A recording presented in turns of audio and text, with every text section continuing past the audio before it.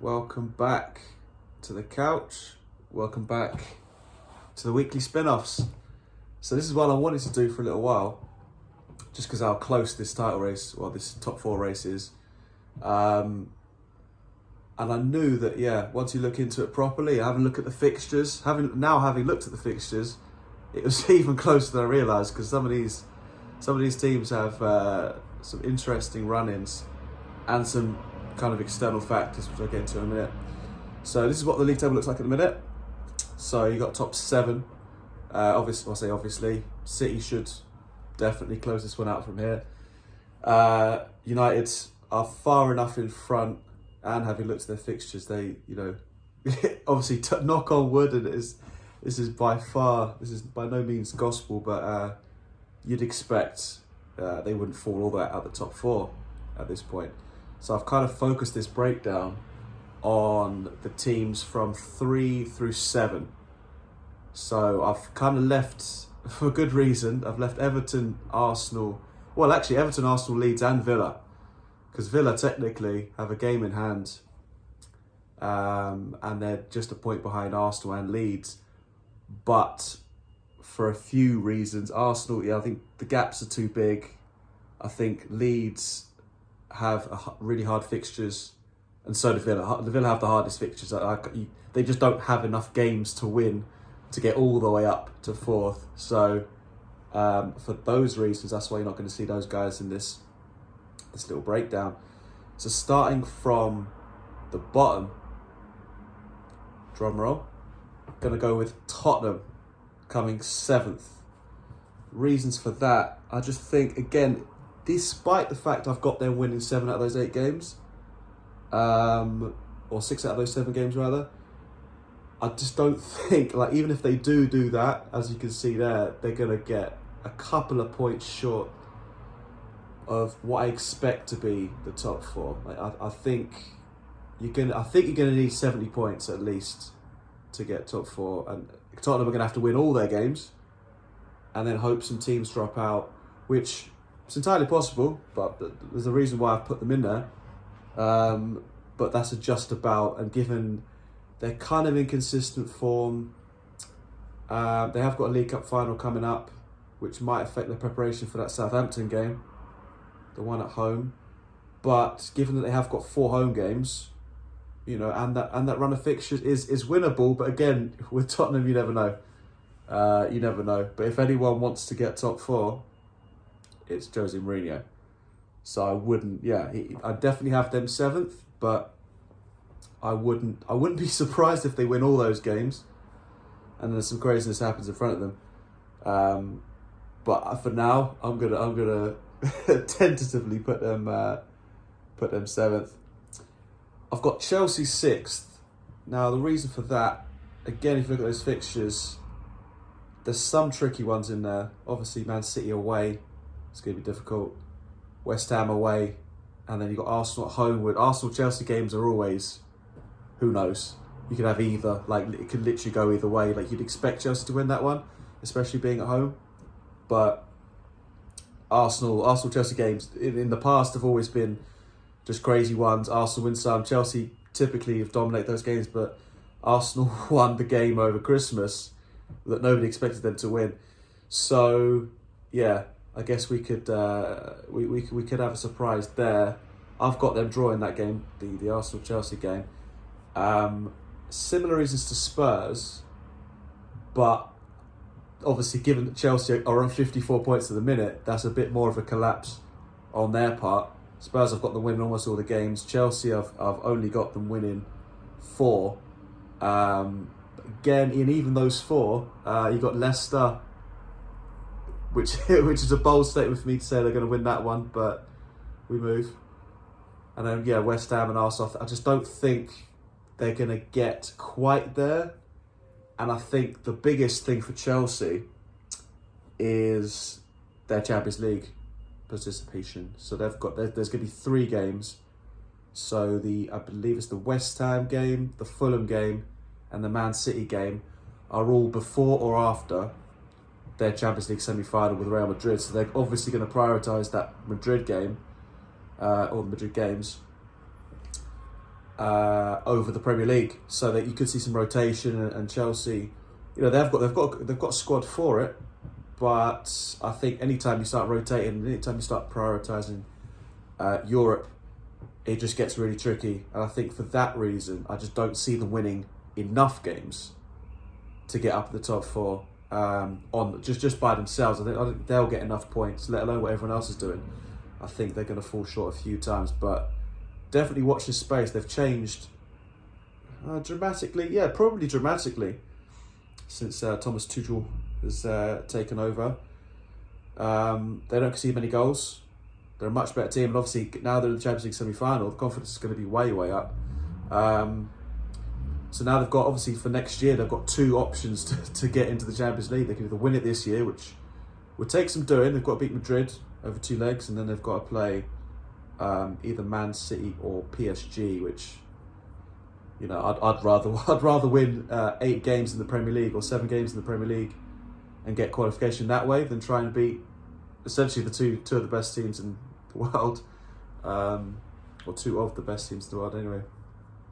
So yeah, I think they're going to fall short just about because I think they're going to drop points a couple of times, and they can't really afford to, even though they are currently in a pretty good position.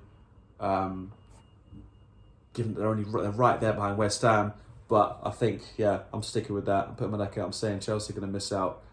Just popping up to Leicester. I think Leicester are the interesting one in this group. So I've got them missing out. I've got them on 69 points. They're currently obviously third. All season long, out of those teams, they've been the best team, I think, over the year, out of those teams I've mentioned just so far. But they've fallen apart a little bit, started to lose some games, started to drop some points. Now, their next 4 games, as you can see, on paper, by most people's metrics, you should probably be winning all of them. They're going to have to win all of them. Even though they are, like I said, in the best position points-wise. But then come Man U away, Chelsea away, and Spurs at home. And I don't think they're going to get much out of those 3 games. But it is in their hands. They can, I think, going down the stretch, I think they're not going to be as... I don't think they're going to be as motivated, if it's even possible, as Chelsea and Spurs are. So I think if it really comes down to it, I think Chelsea are really going to want that one, depending on on what their Champions League game against Madrid goes. So that for me, as you can see over there on the left, and the key games, I think that Chelsea-Leicester game could be the key game out of all of those games, to be fair. Because if Chelsea are still in the Champions League, if they're in the Champions League final, then you've got resting issues, you've got motivation, you've got to think, well, there's going to be two options to get the Champions League from there, and you're going to be thinking, surely, you can't prioritise both, so they're going to have to pick one, and that could play into, I guess, the other's hands out of those 2 teams. So I think the winner of that game is going to be... I've got Chelsea winning that game, but the winner of that game is going to be in a good position. Again, all of this depends on... Those 2 teams are the 2 teams who have the most sort of fluctuation ability, I think. Because I think Leicester, it's all in their hands. If they just win those 4 games and avoid defeat, try and beat Chelsea as well, I think they could make some moves. But I've got them not doing that just because of the teams they're playing. And, for those kind of factors, that's what I've got them just missing out. Surprisingly to many who are probably watching this, I've got Liverpool 4th. Now this might be the biggest, this might be a miss, this might be an L on my part, but I've got this feeling that given those games, I just think if you just look at the games they have left, I just think they're going to win those 6 games, the 6 games in green. Certainly those back 4. The next 2 games, Leeds away is a complete lottery. But Newcastle, all of those teams are in the bottom half. And some of them are fighting relegation, some of them are going to be relegated. So I just don't think... you can't see it. Newcastle and West Brom are in the bottom four. Burnley are down there as well. I mean, Southampton. The thing with Southampton and Palace, they're both kind of safe from relegation, and they're not going to get any higher up in the league. So those two teams are going to be deep. They're probably even easier teams to play because they're completely demotivated. They're not, they're not interested either way. So I just think you're going to get 6 wins. And given the amount of points they're on now, that's 70 points straight off the bat. Like without, obviously you can't guarantee it, but you'd expect them to win those games. So that's 70 points without really needing to win any massive big crunch games. The one game they've got there is Man U away. If you know anything about Man U in a big game, that's going to be a draw. So, yeah, I mean, I've got them on 71 without really needing to do anything too crazy. So, kind of the opposite to Spurs. Spurs are going to have to win some big games. I've got them winning all those games apart from one, and they're going to fall short. Liverpool, it'd have to be a bit of a collapse, which they have shown that, how inconsistent they are. They could definitely mess that one up. But out of all those teams, all the 5 teams there, they need it the most, for sure. Because they've not won a trophy this season. They're out of all the competitions. They won the league last year with, the last 2 years they've got almost 200 points. All conquering, all this, all that. And now they've got a lot of world-class players who are kind of going to be sitting there. If they miss the Champions League, they're going to be looking around, specifically Mo Salah is going to be thinking, I might need to move, because Man City have clearly moved into a good position. Liverpool have shown, I think, squad depth is an issue, recruitment's been an issue. So some of the bigger players might be starting to think, this is obviously very, very early, and given they've won the Champions League and they've won the league title in the last couple of years. But I think long term, you've got to start looking at the viability, and I think them not making Champions League this year will be bigger for them than any of those other 5 teams, I think, for sure. But, who knows what they're going to do. They've been wildly inconsistent, but just given those fixtures, I like them to win, at least 5 of those, and that's putting them really close. And then, I think they'll get over the line. I think they'll get in there in 4th. And then crisis averted for all the Liverpool fans out there. Unsurprisingly, maybe, hopefully not too much of a surprise, West Ham, I think, are going to make it. The 2 reasons that there's a theme running through here about form and then who the fixtures they have coming up. I think on paper, they've got some. There's obviously the Everton game, and I think the Chelsea game. Outside of that, Everton aren't in the best of form. They kind of go up and down. West Ham are the form team out of those 5. They're flying.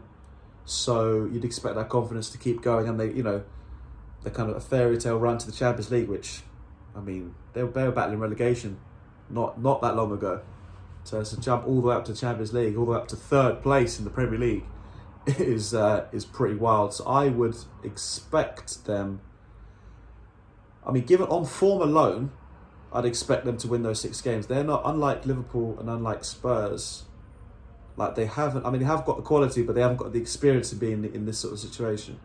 So I like Liverpool and Spurs down the stretch to get wins, given their managers, given the size of their club, given the experience of their players. West Ham are in a new position.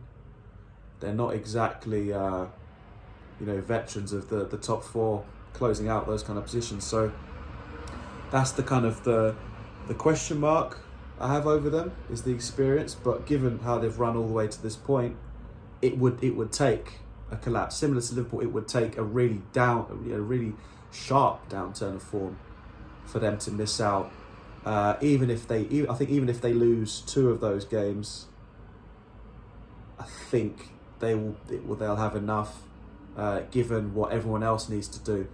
But again, that's why that's why we love live sport, because you don't know what's actually going to happen. I could get this completely wrong. You could get, Arsenal could win all their games. West Ham and Liverpool could have a collapse. Leicester could just, it could literally go completely the other way. But if you take the emotion out of it, and if you just look at just a pure form and fixtures, and then throw in, all the externals like manager and experience and who wants it more. That's what I've got. So yeah, got West Ham 74, Liverpool 71. Both of them like the Champions League, and I've got Leicester missing out on 69 points, and then Chelsea and Spurs also missing out. I think given goal difference, I haven't gone into goal difference because that's wild, but they're all the goal difference. All those guys are all similar. So if it comes down to splits, it's going to be literally who avoids defeat heaviest in some of those games. You don't want to chuck a 6-0 in there, and that could get you into that last European spot. So one of those teams is going to miss out in Europe completely, I think. So yeah, I think that could all come down to who's going to score the most goals in those games, because like I said, goal difference is tight in all of those, and some of the variables, you've got obviously, like I said, Chelsea in Champions League, Tottenham are in the League Cup final, so that shouldn't affect them too much, but there's not many external factors. There's normally of the teams going for the top four, that a lot of them in the Champions League, and they've got rest players and this and that. So that is what I think, guys. That is what I think. Drop who you think, or if you think I'm miles off, or if there's something I might have missed. But yeah, I thought I'd jump in and have a little breakdown on the couch in the best possible way. Going to get more of these coming. I quite like doing these, as some of you may know. So yeah, I'm going to chuck some more of these little breakdowns in there, give you my thoughts in the most logical manner possible, with a bit of with a bit of interest for everyone. But yeah, hope you enjoyed it, guys.